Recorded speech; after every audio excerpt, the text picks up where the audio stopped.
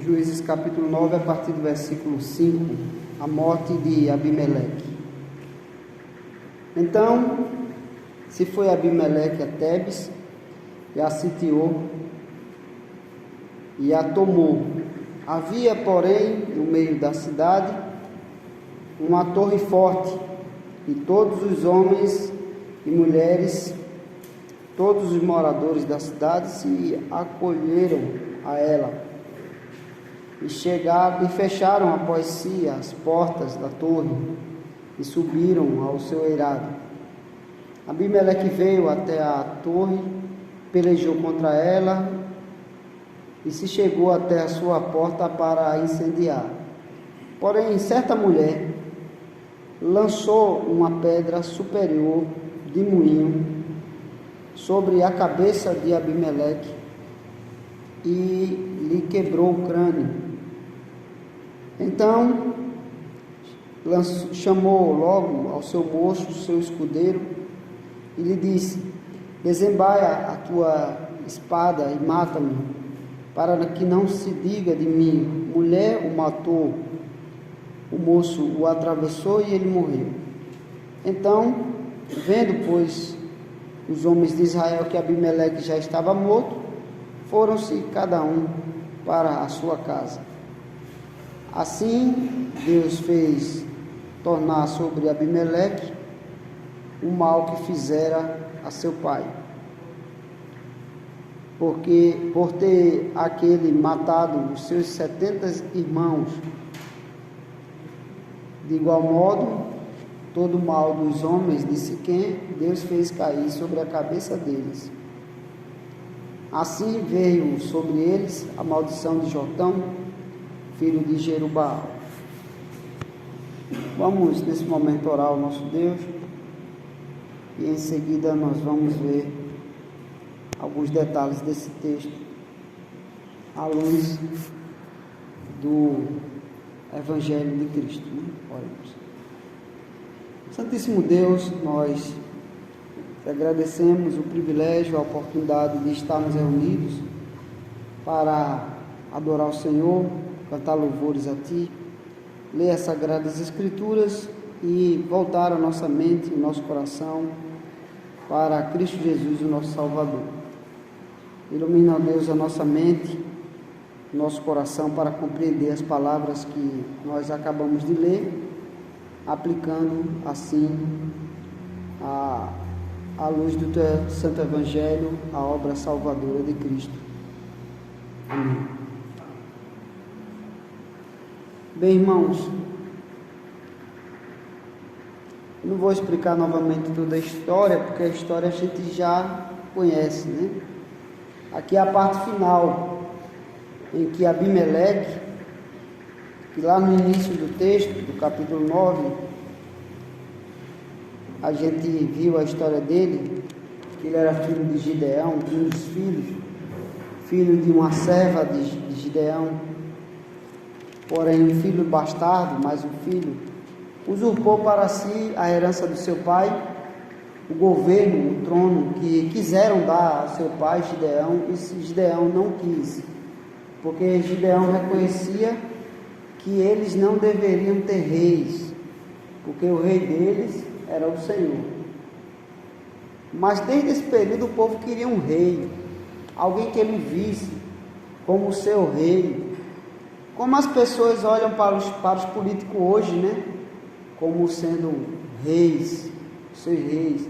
Quem dera um bom presidente pudesse ficar por décadas no governo de uma nação, né? E quem dera um presidente mau não passasse nem um ano, né? Fosse logo impeachmentado, né? Então nós vivemos numa democracia onde a alternância de poder ela é necessária e ela é existente. Deus deu esse privilégio ao nosso país. Mas o governo ideal bíblico é o governo monárquico, futuro, porque o mundo todo será um único reino, e terá um único rei, que é Jesus Cristo. Mas enquanto não chegamos nesse governo monárquico ideal, perfeito, santo, onde teremos um rei absoluto, justo, e seu reinado não terá fim, a gente precisa de um governo de líderes que Deus mesmo constituiu sobre nós. Naqueles países em que Deus constituiu reis, Deus constituiu um rei sobre eles. Naqueles países que Deus constituiu alternância de poder e uma monarquia, então Deus concede autoridades àquele povo através das monarquias ou através da democracia, né? Aqueles governos que Deus dá aos homens o poder de escolher seus oficiais. Então Deus dá autoridade a esses homens que o povo escolhe, que o povo elege, de forma correta, de forma justa, não de forma complicada, truculenta e, quem sabe, fraudulenta, né? Seja no passado, seja no presente ou seja no futuro da nação.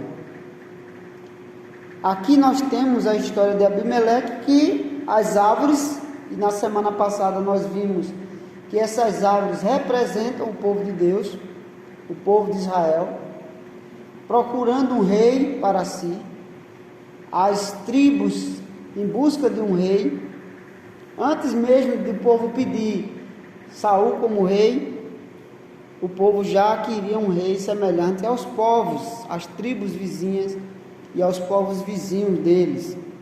E procuraram Gideão por ser um homem temente a Deus, desde a sua escolha, por ter liderado o povo de Deus em uma batalha. E Gideão disse não, porque o vosso rei é o Senhor. O Senhor é o vosso rei, é Ele que governa sobre Israel. Quando Gideão morreu, porque a proposta era: governe sobre nós, tu, teus filhos e os filhos de teus filhos. Aí Gideão morreu, que é também chamado de Jerubaal aqui, por causa da sua confusão com Baal, que ele tinha feito, né? E procuraram então, Gideão morreu, e então Abimeleque, o filho da sua serva, procurou seus parentes e disse: eu quero ser rei, é melhor ser rei do que os outros 70 filhos de Gideão. Eles não queriam que Gideão e os seus filhos reinassem sobre eles, então eu estou aqui para ser o rei. Aí então eles foram às árvores, o Jotão vai contar a história, foram às árvores e as árvores não quiseram. E aí foram ao espinheiro, e Jotão, um dos que escapou da morte que Abimeleque havia cometido contra seus irmãos, proferiu essa parábola em forma de fábula, porque qual a diferença básica? Nas fábulas, nas parábolas, as coisas não falam. Uma árvore não fala, um animal não fala, os objetos não falam. Numa fábula, os objetos falam, as árvores falam, os animais falam. É a diferença básica entre esse gênero literário. Então, é uma parábola em forma de fábula, uma fábula em forma de parábola. E o espinheiro era quem? Abimeleque. E as árvores eram quem? Os filhos de Israel. Isso ficou bem claro. Tanto é bem claro aqui, como é bem claro nos profetas, no Pentateuco e no Novo Testamento, como nós vimos a semana passada, né? A oliveira, a figueira, a videira, o cedro do Líbano, exemplo de esplendor, de glória, a glória, né, que Deus daria ao seu povo, que o seu povo teria, né? E algumas dessas plantas aparecem também no Novo Testamento.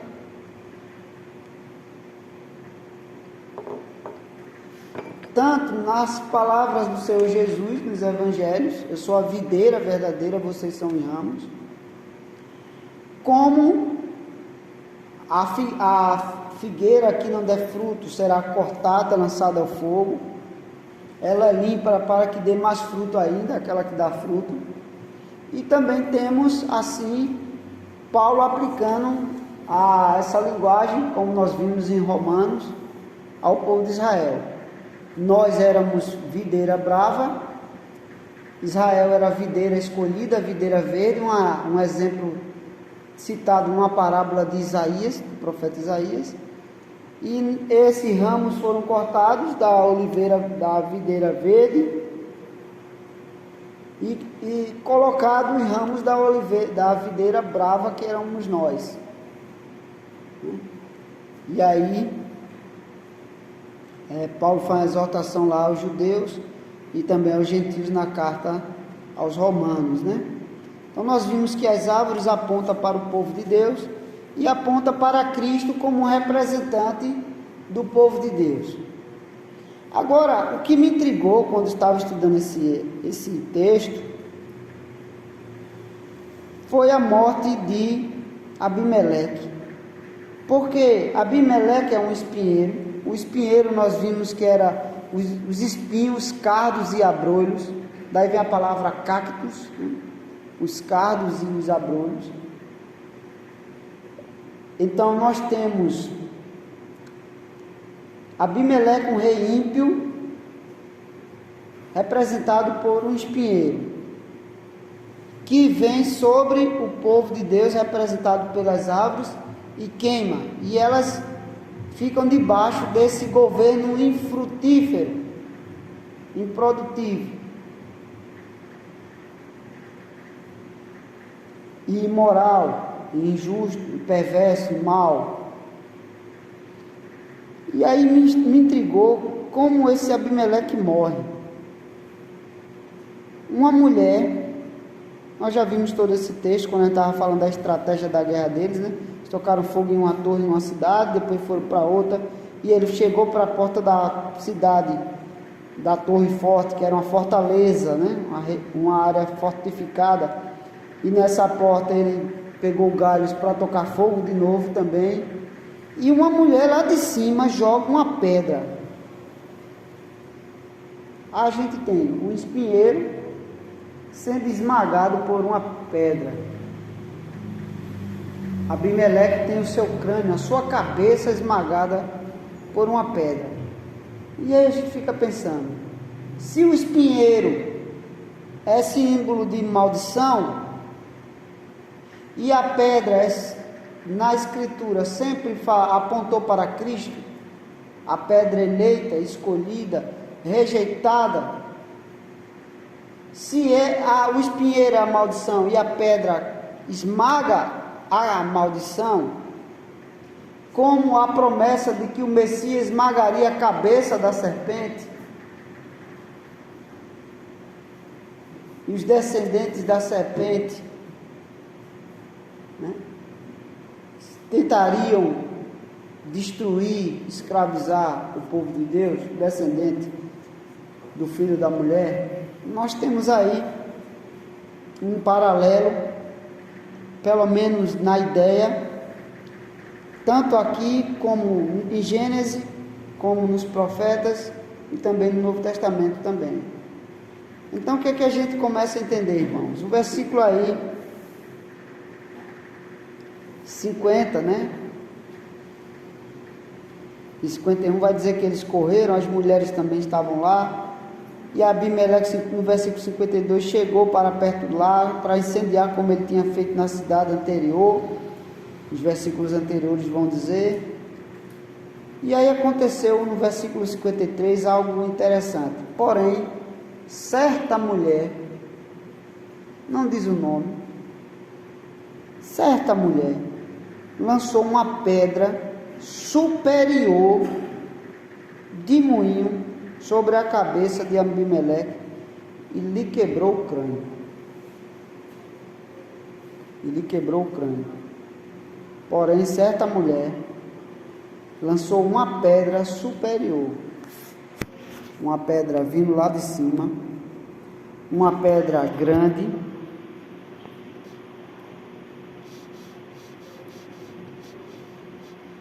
e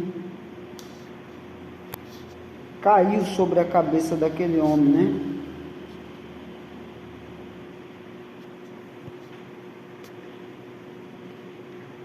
E esmagou a cabeça dele. Então ele correu rapidamente e pediu para o seu escudeiro terminar de matá-lo, para que não diga que ele foi morto por uma mulher, que era uma grande humilhação. Um rei foi morto por uma mulher. Imagina um homem que chega na delegacia prestando queixa porque apanhou da mulher, né? Então isso aí já é uma coisa que o homem tem um constrangimento, né? O delegado pode dizer: volte para casa e aprenda a ser homem, né? Bote moral, rapaz, na sua casa, você é o cabeça, né? Imagine uma situação dessa, né? E aí, imagine, era essa a sensação que se tinha de dizer: quem matou o rei? Foi uma mulher. Apanhou de quem? O homem chega todo quebrado na delegacia, apanhou de quê? Apanhou da vizinha dele, apanhou da a mulher dele. Foi parar no hospital de tanta tapa e arranhão que levou na cara, né? Então, seria mais fácil ele dizer que brigou com um gato, que brigou com uma onça, inventar uma figura de linguagem para a mulher. Então, esse era o clima, esse era a sensação que se teria, essa sensação que os irmãos experimentaram, né? De, rapaz, coisa estranha, né? Na nossa cultura. Então, na cultura deles, era uma coisa desse tipo, um agravante, né? Só que há uma promessa que da semente da mulher viria um que esmagaria a cabeça da serpente, destruiria assim a maldição, os seus efeitos e o jugo da maldição. E aí essa mulher jogou essa pedra lá de cima e ele morreu. E assim Deus julgou o mal que eles fizeram. A maldição que eles trouxeram.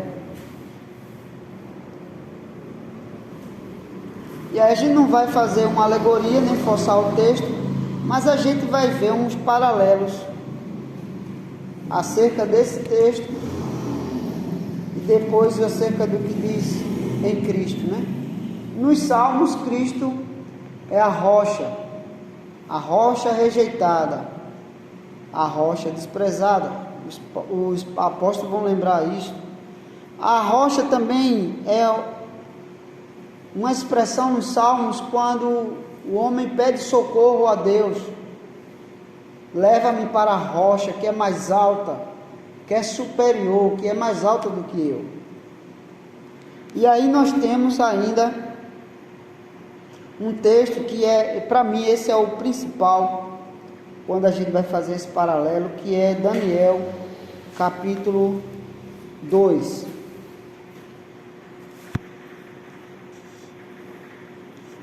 Daniel, capítulo 2.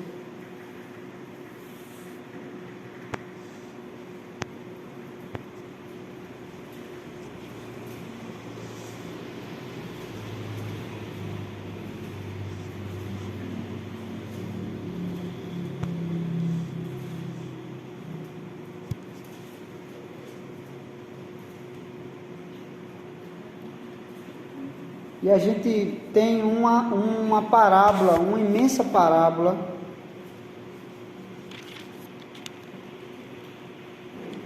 dividida em duas partes, que foi um sonho que Deus deu a Nabucodonosor. Nabucodonosor teve um sonho. Nesse sonho, esse texto é muito conhecido, né? Ele vê vários animais. Ele vê nesse sonho aqui especialmente, ele vê uma estalta enorme. e trazem Daniel para interpretar, porque ninguém conseguiu interpretar. E aí Daniel chegou na presença do rei e começou a dar a interpretação. Veja o que Daniel começa a dizer lá no versículo 27.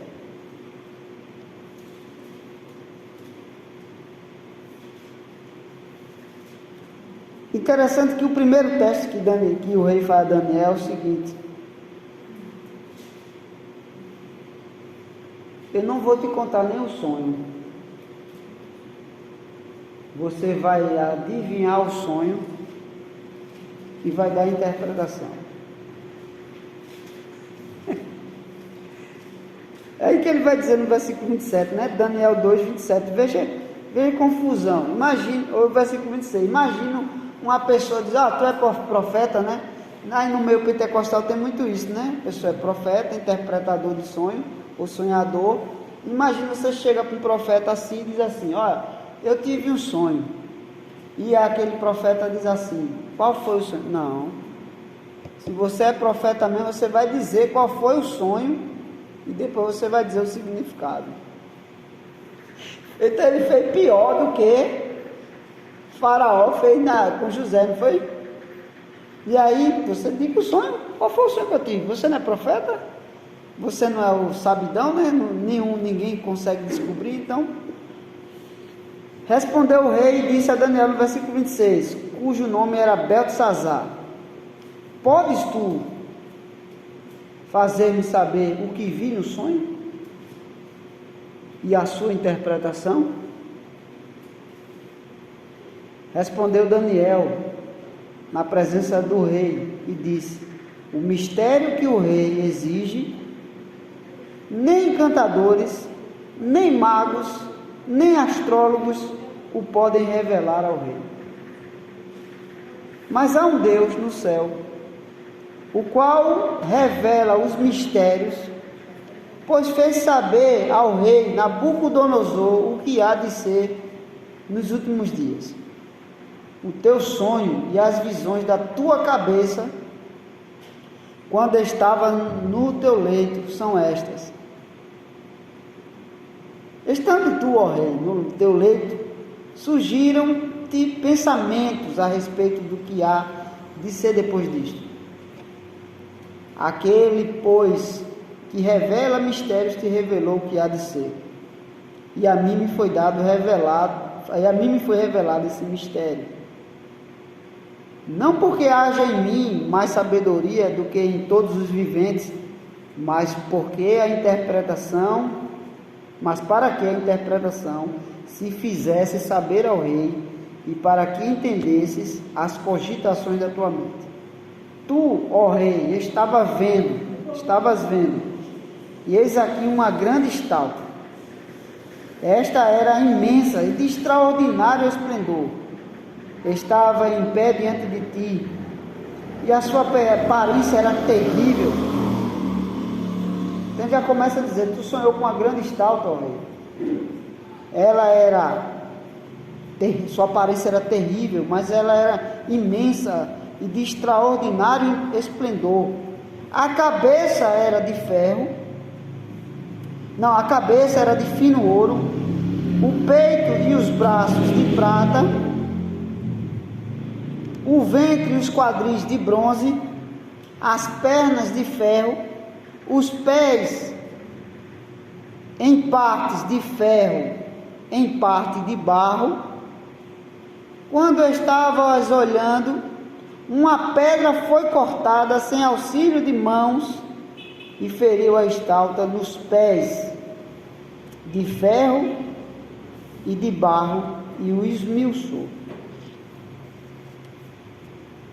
Então foi juntamente esmiuçado o ferro, o barro, o bronze, a prata e o ouro, os quais se fizeram como palha das eiras do estio, que é a palha que sobra no final da colheita, né? Quando a gente colhe o milho, o que é que a gente faz com a palha do milho? Junta para tocar fogo, né? Essa é a palha da eira do campo de período de estiagem, né? pegar fogo rapidamente. E aí o que aconteceu? Ele disse assim: o vento os levou, e deles não se viram mais vestígios, mas a pedra que feriu a estátua se tornou em grande montanha que encheu toda a terra. Este é o sonho, e também a sua interpretação direi-nos ao rei. Esse aqui é um profeta verdadeiro, irmão. O rei disse: eu não vou dizer nem o sonho, eu quero que você diga. Ele disse o sonho, os detalhes do sonho, os tipos da parte. Disse que era uma estátua, e disse qual era de que era feito cada parte da estátua. Não tinha como esse homem enrolar, não tinha como esse homem enganar o rei, não tinha como esse rei ser enganado, se ele não tivesse revelado a ninguém esse sonho.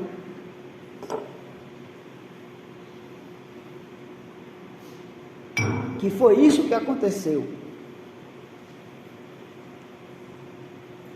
Por isso que era impossível alguém interpretar o sonho sem saber qual era o sonho. Por isso que ele diz: nem magos, nem astrólogos, nem ninguém pode conseguir interpretar esse sonho, porque tu não disse nem qual é o sonho.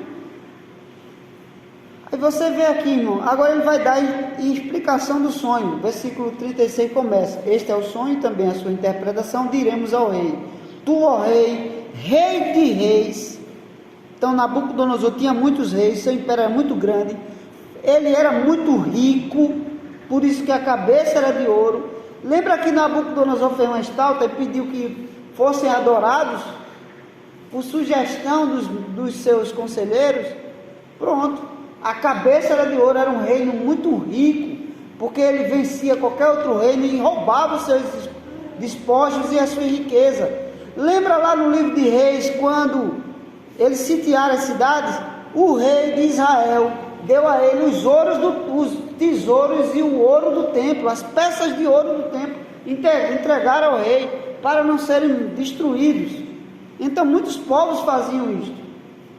E os templos também serviam de bancos onde era guardado tesouro, moedas de ouro. Então o reino de Nabucodonosor era muito rico, a seus braços de ferro muito forte, ele conseguia desbaratar as nações.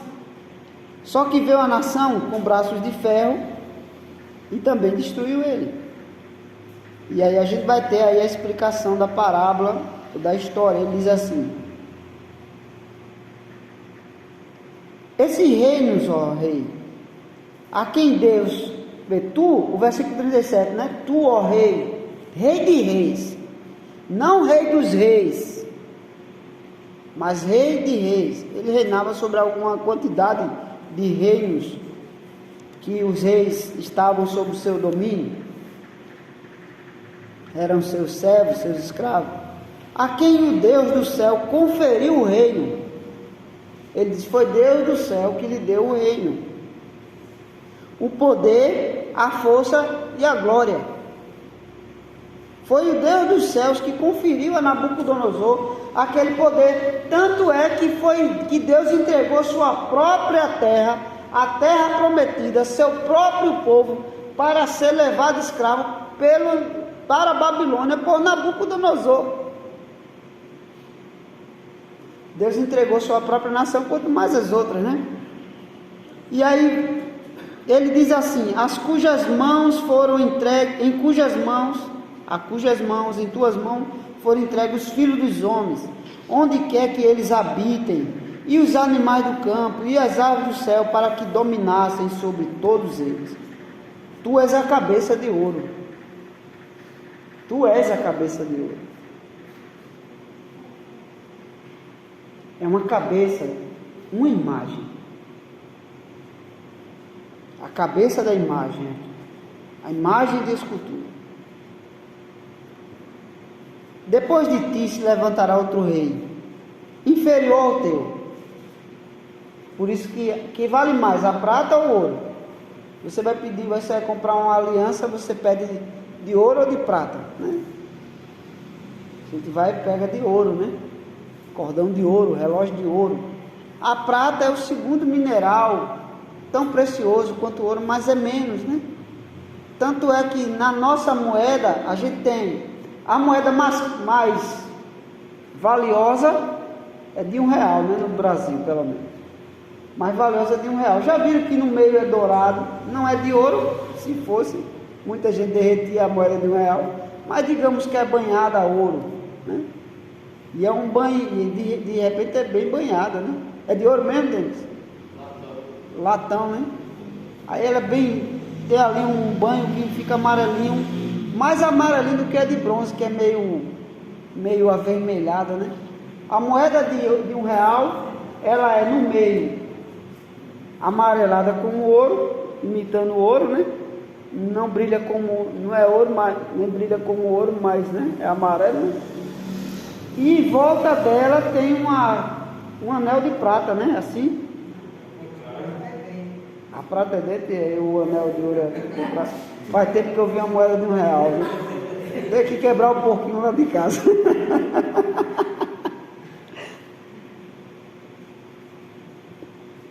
Então, bem lembrado, a prata é no meio e o ouro é ao redor, né? Então, certo.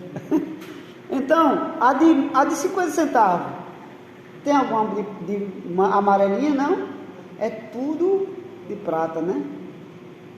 Depois da de prata, vem, aí tem a de 25 centavos, bronze, 10 centavos bronze, 5 centavos um bronze mais fraquinho ainda, e R$1, de repente, um pedacinho de prata, quase uma bijuteria, né? Que ninguém vai, mais moeda de 1 centavo, né?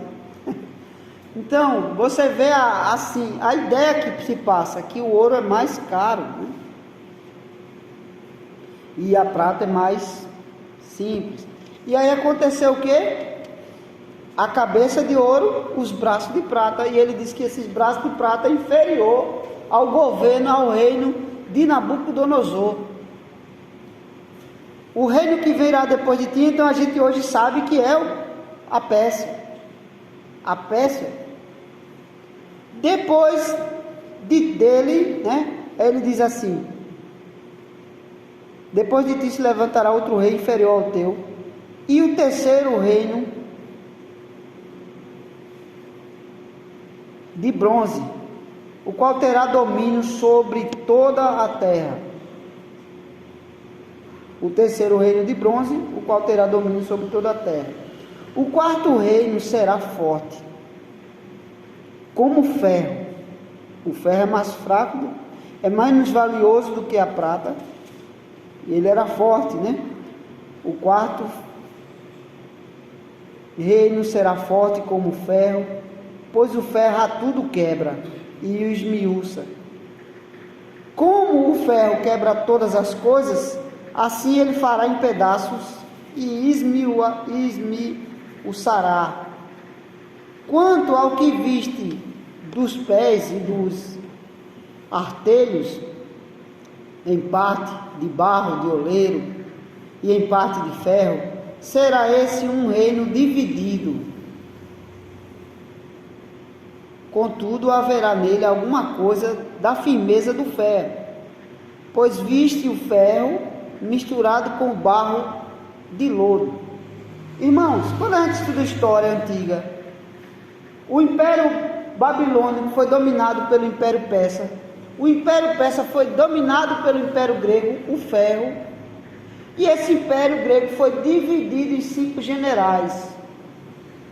E o outro reino que veio tentou juntar o domínio dos generais de sua região com um acordo com outros reis, com um acordo com outros povos, para tentar sustentar o seu reino. Juntou com lodo, juntou com madeira, juntou com barro, juntou com tudo que ele podia encontrar e formou o famoso Império Romano, que em si já era uma cópia do Império Grego em algumas coisas, os deuses, os mitos, né, e muitas outras coisas do Império Grego foi copiado pelos romanos. Por isso que na história se estuda Império Greco-Romano, que os romanos copiaram muita coisa dos gregos. Ou seja, o reino de barro, o reino de bronze no caso, misturado com os pedaços de barro, ele juntou, aproveitou alguma coisa do ferro. Só que aí acontece outra situação no Império Romano, nos dias do Novo Testamento, que aí vem a explicação. Ele juntou, misturou tudo, era um reino dividido, um reino frágil. Tanto é que eles colocavam generais em regiões para tentar diminuir qualquer revolta. O versículo 43 diz assim: quanto ao que viste do ferro misturado com barro de lodo, misturar-se-ão mediante casamentos. Herodes, Pilatos, César, eles faziam acordos de casamento. E aí nós temos o quê? O contexto do Novo Testamento. Mas não se ligarão um ao outro, assim como o ferro não se mistura com o barro. Mas nos dias destes reis, o Deus do céu suscitará um reino. Nos dias desse rei, nos dias destes reis, o Deus do céu suscitará um reino que não será jamais destruído. Este reino não passará a outro povo. Ele esmiuçará e consumirá todos estes reinos, mas ele mesmo subsistirá para sempre. Todos os reinos serão destruídos. Assim como a Babilônia estava destruindo os outros reis, mas não se sustentaria, porque outro rei viria depois dele. Esse aqui destruiria todos os reinos, e agora não era apenas rei de reis, mas rei dos reis, Senhor dos senhores, Rei dos reis e Senhor dos senhores. Essa linguagem ela é muito clara no Novo Testamento, no livro de Apocalipse, né? E aí a explicação final, irmãos, vamos caminhando agora para a explicação final da parábola. E ele diz assim: como viste que do monte foi cortada uma pedra, do monte foi cortada uma pedra, sem auxílio de mãos. Uma pedra sendo cortada sem o auxílio de mãos. A mão, ninguém foi lá e cortou aquela pedra. Ela mesmo soltou-se do monte. O monte era uma figura de linguagem, irmão, que apontava para a presença de Deus. Em vários lugares da Bíblia. Até a morada dos deuses pagãos era considerada no monte. Nabucodonosor construiu um grande, e na torre da Babilônia, em Babel, construíram uma grande torre para simular um monte, para que os homens habitassem junto com os deuses. Os gregos diziam que os deuses moravam nos montes olímpicos. Só que todos esses deuses são produção da mente humana e feitos por mãos humanas e criação humana, como a imagem de Nabucodonosor, como o jardim suspenso, como a torre de Babel. Só que aqui é uma pedra que não foi cortada por mão humana. Essa pedra vem lá de cima do monte e ela faz o quê? Como viste que do monte foi cortada uma pedra sem auxílio de mãos, e ela esmiuçou o ferro, o bronze, o barro, a prata e o ouro. O grande Deus fez saber ao rei o que há de ser futuramente.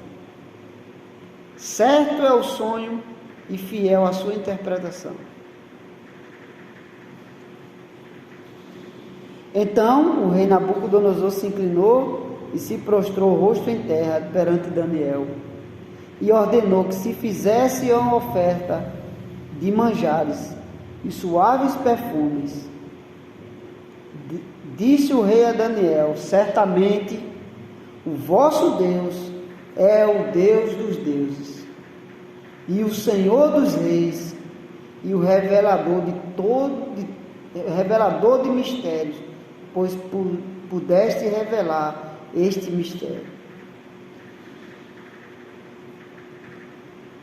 Então o rei engrandeceu a Daniel como um dos seus governantes, chefe supremo de todos os sábios da Babilônia.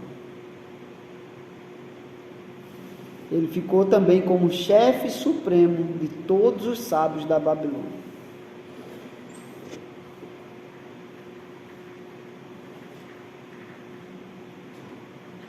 Não é interessante, irmãos? Não é interessante? Agora vamos para a aplicação, né? Para a aplicação desse texto.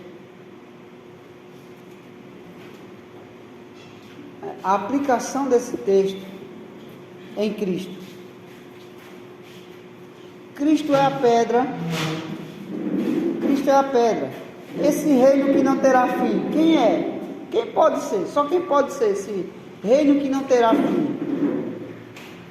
Esse reino que é uma pedra que não foi cortada por mãos humanas.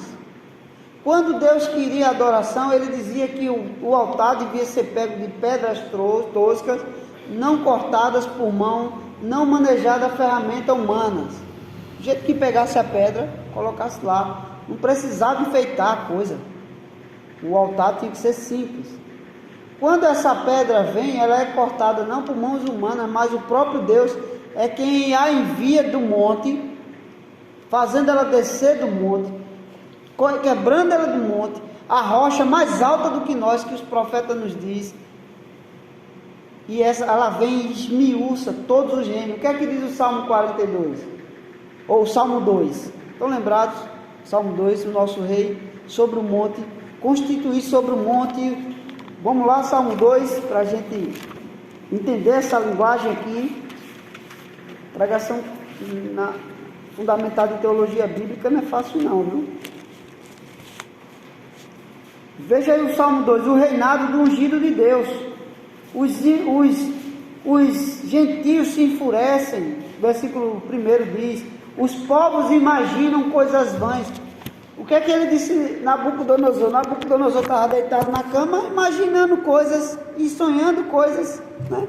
Só que aí, dentre essas coisas, Deus deu uma revelação, que foi esse sonho.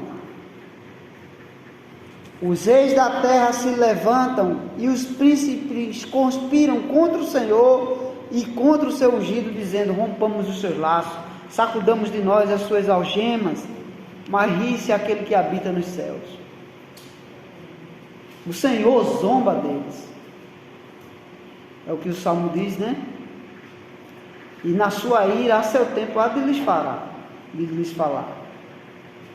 Versículo 6 diz o quê? Eu, porém, constituí o meu rei sobre o meu santo monte Sião. De onde vem a pedra, irmão? Do monte. O profeta diz isso. O Salmo diz isso. O Pentateuco diz isso. É do monte que vem a revelação. Porque Jesus ensinou no monte, o sermão do monte, a semelhança do que Moisés fez. O profeta maior do que Moisés. E aí o que aconteceu? A água, a rocha que dá de beber. Ele é a rocha que dá de beber. Ele é a rocha, a pedra rejeitada pelos homens e que dá água a beber o seu povo. Já pensou nessa linguagem, irmãos? Como é que de uma rocha sai água? Jesus diz, eu sou a rocha. E que deviam, aqueles que ouvem e praticam suas palavras, construir a casa sobre a rocha. A pedra rejeitada. A pedra principal que foi rejeitada. E essa rocha disse assim, todo que tem sede, vem a mim e beba. E Moisés foi e feriu a rocha. Essa rocha, essa pedra que aponta para Cristo e o seu reinado que não tem fim, esmagando a maldição, esmagando os reinos ímpios que tentam subornar o seu povo, o povo de Deus, humilhar o povo de Deus ou destruir os súditos do Rei dos Reis. Essa pedra vem e despedaça. Veja o que ele diz. Veja o que ele diz, irmão. Que coisa interessante. Proclamarei o decreto do Senhor. Ele me disse: tu és meu filho e hoje eu te direi: pede-me. Versículo 8 diz: pede-me e eu te darei as nações por herança e as extremidades da terra por tua possessão. Com vara de ferro as regerás e a despedaçarás como um vaso de oleiro. O que é que o ferro faz na linguagem de Daniel 9, de Daniel 2? O que é que o ferro faz? Despedaça tudo. Esse cedro de ferro está na mão de quem? De Cristo. Ele que despedaça as nações. A parábola, a profecia do sonho de Nabucodonosor apontava para Cristo, despedaçando os reinos, estabelecendo um reino final, porque ele toma os ferros da mão do império e aquilo que é misturado no barro. Está lembrado que o ferro misturado com o barro? Olha aqui nesse salmo dizendo a mesma coisa. A harmonia do Espírito Santo na revelação da Escritura. Veja o que ele diz aí: com vara de ferro. Ele agora tem o cedro de rei, espedaça como quebra o vaso do oleiro. O ferro misturado com o barro, sendo despedaçados pelo Rei dos Reis. Agora, aí ele diz mais: chama os reis da terra para serem prudentes, deixassem-se advertir. O que foi que Nabucodonosor fez? Se deixou advertir por Daniel e mandou prestar culto ao Deus de Israel. Agora eu sei que o teu Deus é o Deus dos deuses. Já pensou, irmão? Já pensou um rei ímpio que tem seus deuses, que achava que o seu filho achou que o Deus de Israel estava morto, porque o Deus de Israel foi vencido? Nabucodonosor, a quem Deus entregou até Jerusalém em suas mãos, reconheceu que Deus era o Deus dos deuses.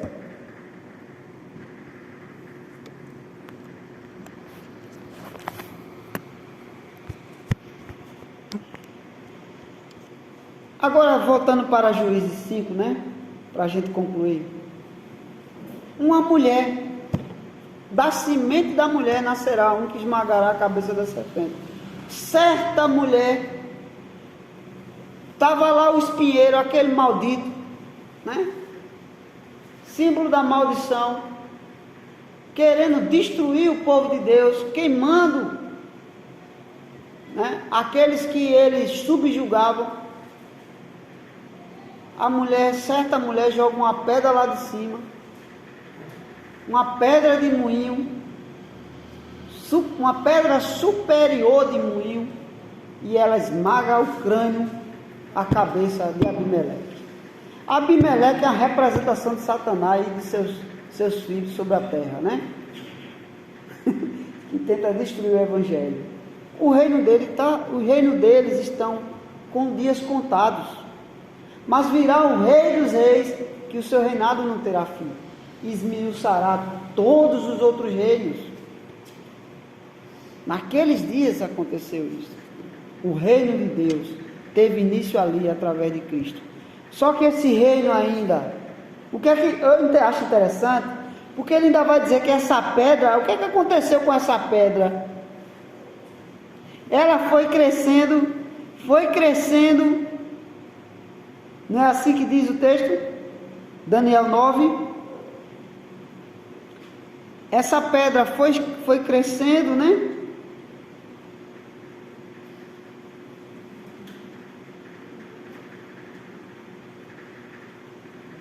e encheu a terra toda.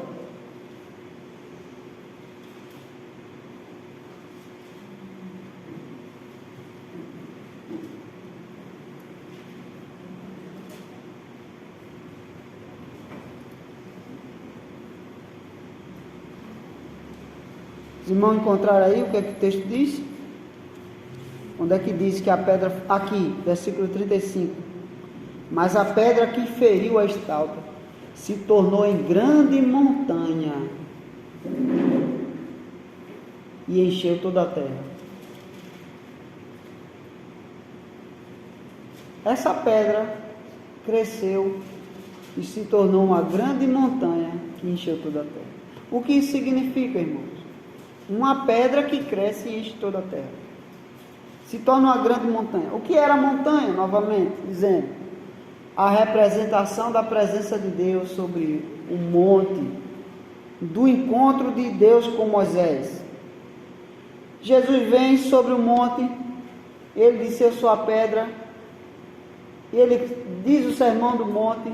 No sermão do monte há também, depois nós vemos Jesus falando do sermão, de sermões escatológicos, e o reino de Deus o reino daquela pedra vai crescendo e enchendo toda a terra. A proclamação do Evangelho sendo dita aqui no sonho de Nabucodonosor, essa pedra que feriu a estalta, que destruiu a idolatria, que destruiu os reinos, essa pedra se tornou em grande montanha e encheu toda a terra.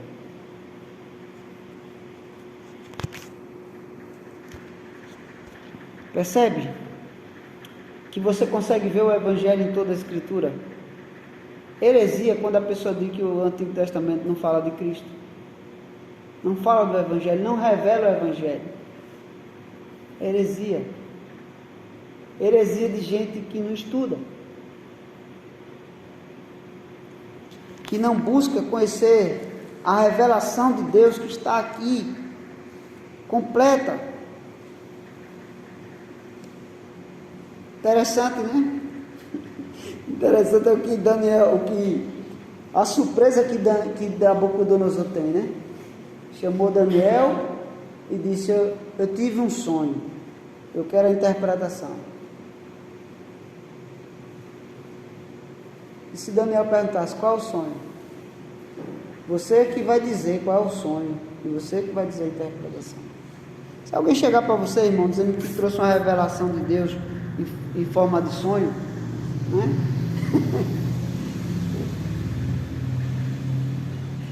Ou se você tiver um sonho e for procurar a interpretação de um profeta, você quer testar se ele é profeta mesmo, adivinhe primeiro o sonho.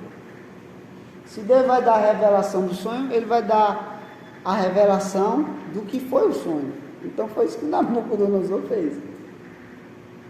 Teve um sonho, estava pensando umas coisas na sua cama e não disse a ninguém. Disse: agora quem disser o que eu sonhei, eu acredito que ele tem condições de interpretar, não de enrolar, não de enganar. Porque você tem um sonho e você conta, qualquer um pode dar uma interpretação e fica fácil. E você pode ser ludibriado. Então o rei Nabucodonosor foi muito mais esperto do que muita gente aí, né? O ímpio foi muito mais esperto do que muitos crentes, né? E aí nós temos a explicação, a revelação do sonho, a explicação do sonho. E nós temos que ele diz: Nabucodonosor, o Senhor te deu o privilégio, o Senhor te revelou agora as coisas que hão de acontecer futuramente, depois que o teu reino passar. Virá outro reino assim, assim, assim. Virá outro reino assim, assim, assim. Virá outro reino que vai fazer alianças de acordo, vai tentar preservar alguma coisa do reino anterior, e no final vai vir uma pedra lá da montanha e vai quebrar todos os reinos, e essa pedra vai crescer, vai virar uma montanha que é a morada dos deuses, no entendimento deles, e o seu reinado não terá fim, e vai encher toda a terra. E no Salmo 2, pede-me e te darei as nações por herança.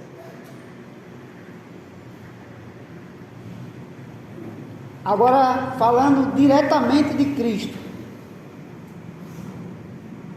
Cristo, quando chegou, o Rei chegou, o Rei dos Reis, o Senhor dos Senhores.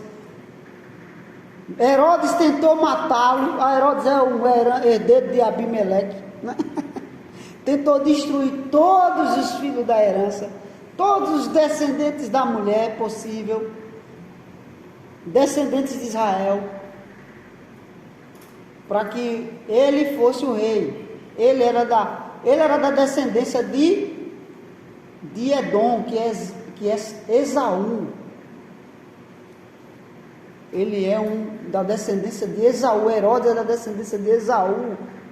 O herdeiro do trono vinha da descendência de Jacó. E Herodes tenta matar seu irmão, da descendência de Abraão, pela linhagem de Esaú. E aí o que acontece? Jesus matou os meninos 2 anos para baixo, como o Faraó fez, e Deus preservou Moisés. Por isso você tem um link entre Jesus e Moisés, muito interessante também. E aí o que acontece? O menino cresce, na hora de ser morto, a acusação é que ele dizia que era rei. Na acusação de usurpar o trono, que na verdade era dele. A madeira é cortada. E aí, o que é que fazem?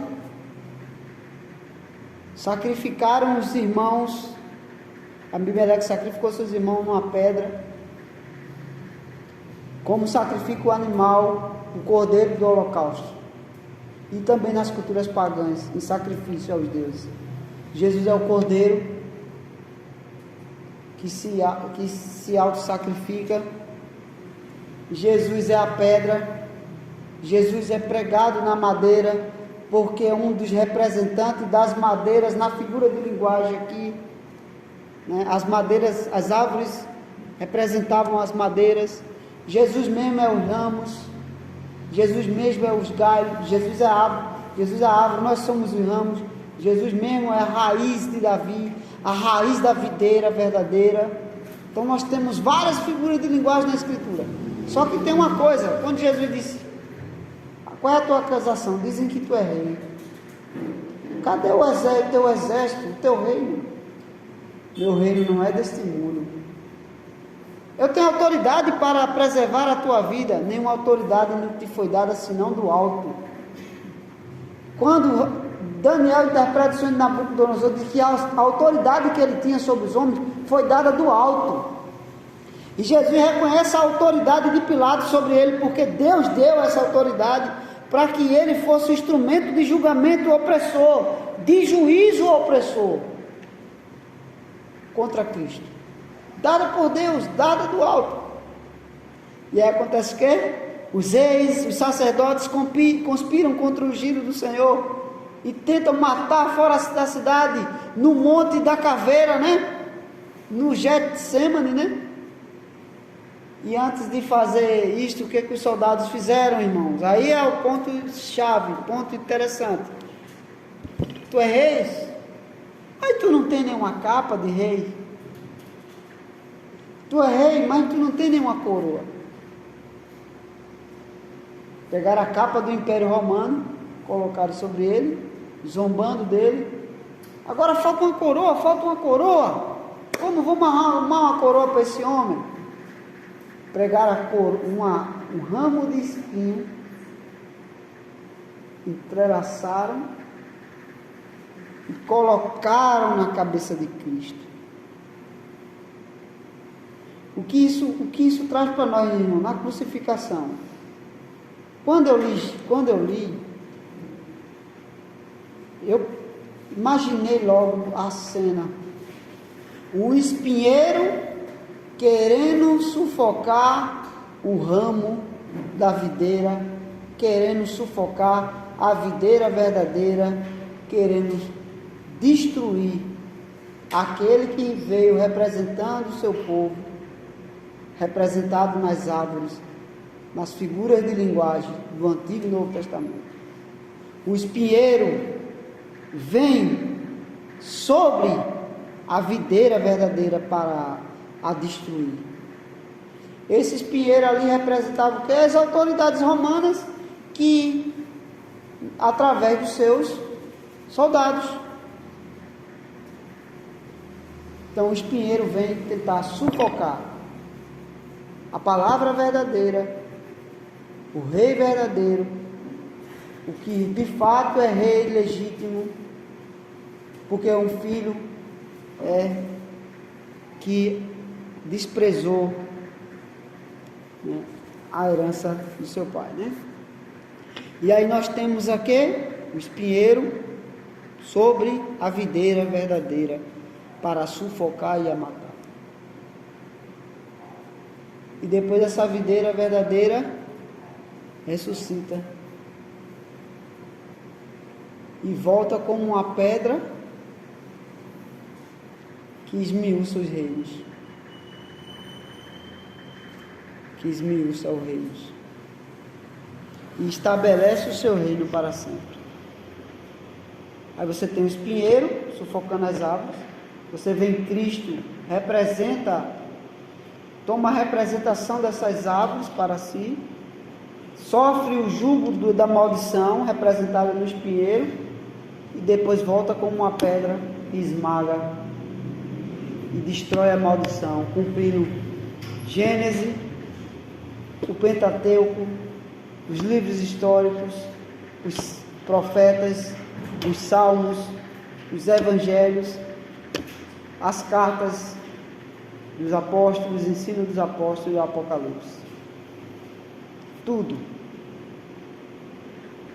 O nosso rei desprezado e oprimido recebeu sobre si a representação da maldição.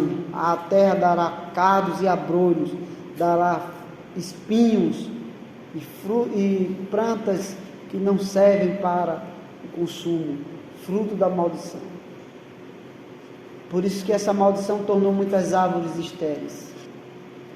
Mas aí nós temos, Cristo vem e pega essas árvores estéreis, bravas que éramos nós, e ejeta no ramo da videira verdadeira, cuja raiz é a raiz de Davi. O seu reinado não tem fim, porque é um reinado para sempre. Bem, irmãos, o governo dos homens passará. Sempre há de passar o governo dos homens. Mas o governo de Cristo, o reino de Deus, é para todo sempre. Ele, de fato, é o nosso rei legítimo. É o presidente legítimo, não ilegítimo. Os presidentes do nosso tempo, eles são temporais, mas eles são apenas reis, debaixo do governo do Rei dos Reis, do Senhor do Senhor, do Senhor dos Senhores, do Deus acima de todos os deuses, né? Que Deus nos dê a graça, irmão, de perseverarmos no reino de Deus e trabalharmos em favor do nosso Rei, do seu decreto, de sua palavra, em Cristo Jesus. Amém.